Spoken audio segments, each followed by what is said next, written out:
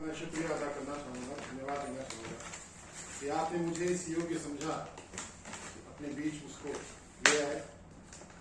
और इस बात की खुशी है कि एक रिटायर्ड पर्सन को आपने इस योग्य समझा कि शायद वो आपके कुछ काम आ सके।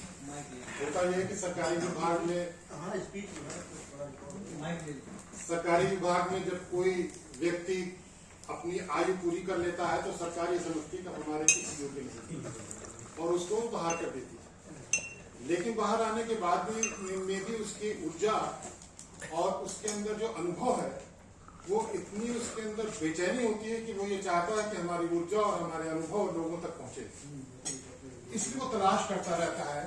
और ये बिल्कुल उसी तरह की स्थिति होती है कि अगर मछली को आप पानी में से निकाल दें तो मछली तड़प करके फिर पानी में जाना चाहेगी। वही एक अवकाश प्राप्त अधिकारी का ये होता है, अवकाश प्राप्त कर्मचारी का, कि वो कहीं न कहीं एक ऐसा आसरा ढूंढता है जहां पे वो अपनी बात शेयर कर सके, अपने अनुभव से लोगों को फायदा दे सके। मेरा भी कुछ ऐसा ही था। मैं 1988 में यूपीएससी से प्रोग्राम एग्जीक्यूटिव के पोस्ट पे आया और जयपुर मैंने ज्वाइन किया। फिर देश के विभिन्न राज्यों में, विभिन्न शहरों में मैं अपनी सेवाएं देता रहा।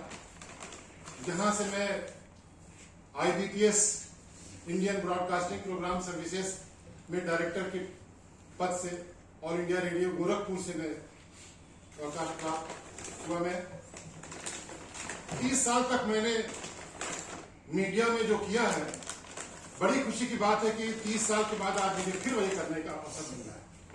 लोगों तक पहुंचना, लोगों का दुख दर्द शेयर करना और अधिकारियों तक पहुंचाना।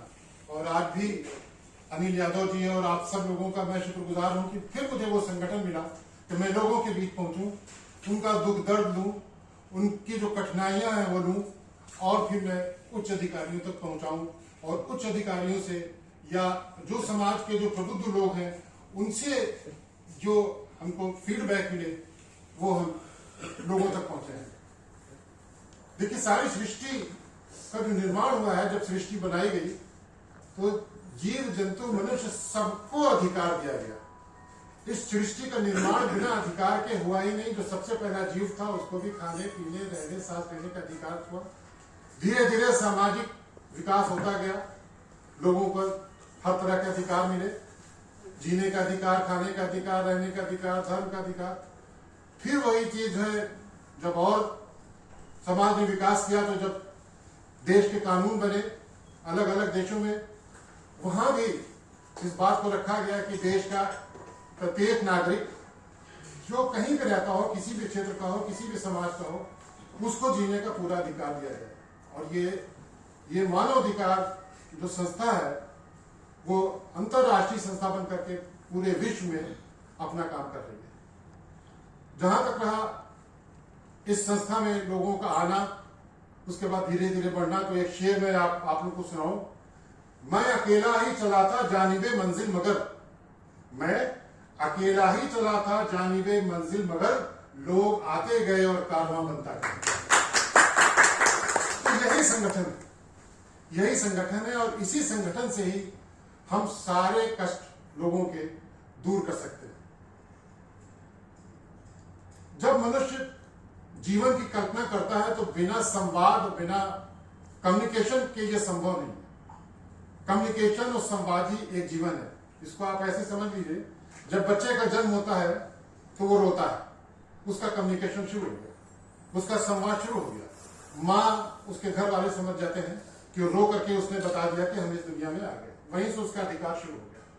फिर वो धीरे धीरे समाज के विभिन्न उसमें चलते हुए जब वो उसका देहांत होता है तो वो कहता है, हे राम, आसपास के लोग ये मान लेते हैं कि इसने कम्युनिकेशन कर दिया कि हम जा रहे हैं।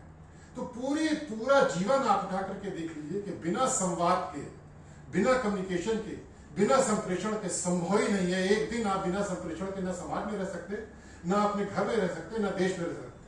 और संगठन इसीलिए बनाए जाते हैं कि संवाद हो, उन लोगों से संवाद जो कि ऊपर तक नहीं पहुंच सकते, जिनके पास इतना साधन नहीं है, जिनके पास इतना पैसा नहीं है, वो किसी तरह अपनी जिंदगी गुजार रहे हैं, उनका संवाद उन लोगों तक पहुंचाया जाए जो कि पदों पे बैठे हुए हैं, जो सब कुछ कर सकते हैं। तो ये संवाद या जिसको कम्युनिकेशन कहते हैं, ये पूरी दुनिया, पूरे विश्व, पूरी मानव सभ्यता का मूल बिंदु है। और कोई भी संगठन जब तक संवाद नहीं होगा, जब तक आप एक दूसरे से मिलेंगे नहीं, जब तक एक दूसरे से बात नहीं करेंगे, न तो परिवार चल सकता है। आप परिवार में आजमा के देख लीजिए, अगर आप आपस में बोलना चालना बंद कर दीजिए तो परिवार टूट जाएगा। उसी को आप समाज में ले लीजिए, उसी को देश में ले लीजिए। उसी तरह से कोई भी संगठन अगर बनता है, उसमें संवाद अगर नहीं होगा, एक दूसरे से लोग मिलेंगे नहीं, एक दूसरे तक अपनी बात नहीं पहुंचाएंगे, तो वो संगठन नहीं चल सकता। अभी एम मिश्रा जी ने और हमारे जो लोग पहले बोल रहे थे, उन्होंने कहा कि लोग ये सोचते हैं कि हमको संगठन से क्या मिला। इसके सोचने के बजाय अगर हम ये सोचे कि हमने संगठन को क्या किया, व्यक्तिगत रूप से हम 24 घंटा 30 दिन 365 दिन जो करते हैं, उसमें हमने कितने घंटे कितने मिनट संगठन को दिया, कितने घंटे हमने उन लोगों के बारे में सोचा जिनको एक टाइम का खाना, दवा, कपड़ा और मूलभूत सुविधाएं नहीं मिलती हैं। हम इस पर नहीं सोचते, हम आगे बढ़ते जाते हैं और जो कमजोर वर्ग है, जो पिछड़ा वर्ग है, जो मूलभूत सुविधाएं जिनको नहीं मिलती, उनको छोड़ के आगे बढ़ते जाते हैं और इसी को विकास और तरक्की समझते हैं कि हम विकास के आखिरी पावदान पे पहुंच गए। अर्थशास्त्र की दृष्टि से देखिए, अगर आप बहुत आगे तक बढ़ जाइए, लेकिन अगर एक बहुत बड़ी जनसंख्या जिसको मूलभूत सुविधाएं नहीं मिली है, जिसको उसकी आवश्यकताएं पूरी नहीं हुई, तो वो विकसित राष्ट्र नहीं हो सकता। इसी तरह पूरी दुनिया में आप देख लीजिए, विकसित राष्ट्र की परिकल्पना अलग है, विकासशील राष्ट्रों की परिकल्पना अलग है। विकासशील राष्ट्रों की परिकल्पना इसीलिए है कि वहां पे एक बहुत बड़ा तबका जो है मूलभूत सुविधाओं से नहीं उसको मिलेगा। तो इस तरह के जो संगठन बनाए जाते हैं, या हमारा जो ये एक संगठन है, इसका मुख्य उद्देश्य यही है कि अगर भगवान ने हमको, हमारे समाज को, मनुष्य को यह अधिकार दिया है कि वो खाए, पिए, ऑक्सीजन ले, और हमारे संविधान में भी हम अगर हमको यह अधिकार दिया है, तो हम क्यों ऐसे लोगों को अधिकार से वंचित रखें जिनको भगवान ने भी दिया है, हमारे धर्म ने भी दिया है, हमारे संविधान ने भी दिया है। तो इस तरह के संगठन में अपने आप को पाके मुझे बहुत गौरव हो रहा है। मैं अपने को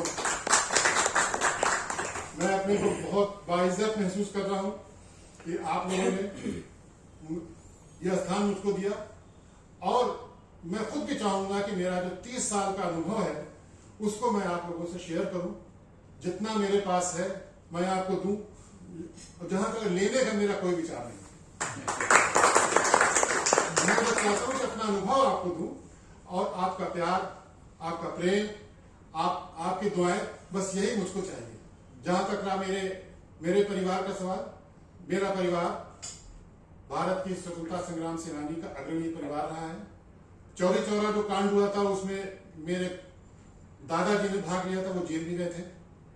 मेरी बेटी इस समय भारतीय सेना में आर्मी एयर डिफेंस में कैप्टन है, और भारत चीन सीमा पर पहली महिला अधिकारी है जो सशस्त्र बल और नए असलहों के साथ तैनात है।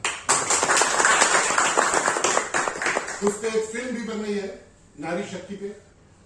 मेरा बेटा इस समय MBA कर रहा है मैनचेस्टर यूनिवर्सिटी से। मैंने अपने बच्चों को, अपने परिवार को, अपने समाज को शिक्षा का अधिकार, रहने का अधिकार, सुखी रहने का अधिकार, कर्तव्य करने का सारा अधिकार दिया है। और मैं यही चाहूंगा कि संगठन से जुड़े लोग जितने हैं, वो अपने साथ साथ अपने पड़ोस में कम से कम 10 घर ये देखें कि वो उनका पड़ोसी किस चीज की आवश्यकता उसको है, कौन सी चीज उसको नहीं मिल रही है, और तभी किसी भी संगठन, किसी भी ऑर्गेनाइजेशन, किसी भी मानवाधिकार या इस तरह की किसी भी सोसाइटी को हम उसका विकास कर सकते हैं। इसमें एक शेर और मैं कविताएं भी लिखता हूं, एक शेर और इसी पे मैं सुना दी, मैं सुनाना चाहता हूं। खिंच के कदमों में मंजिल चली आएगी, खिंच के कदमों में मंजिल चली आएगी, हौसला चाहिए आदमी के लिए। अगर प्रति व्यक्ति, हमारे चाहे देश के, हमारे समाज के, हमारे संगठन के प्रति व्यक्ति में यह हौसला अगर हो कि हमें लेना नहीं है, हमें सिर्फ देना है, तो ये आप जान लीजिए कि ये संगठन, हमारा समाज, हमारा राष्ट्र विश्व के सिरमौर बनेगा। इससे ज्यादा मैं आप लोग का समय ले लूंगा, और भी लोग हैं, लेकिन मैं एक बार फिर आप सबको बहुत बहुत धन्यवाद दे रहा हूँ। मैं आप लोगों का शुक्रिया अदा कर रहा हूँ कि आप लोगों ने इतनी इज्जत मुझको दी, कि मुझको इस काबिल समझा कि अपने बीच मुझको बिठाया। धन्यवाद।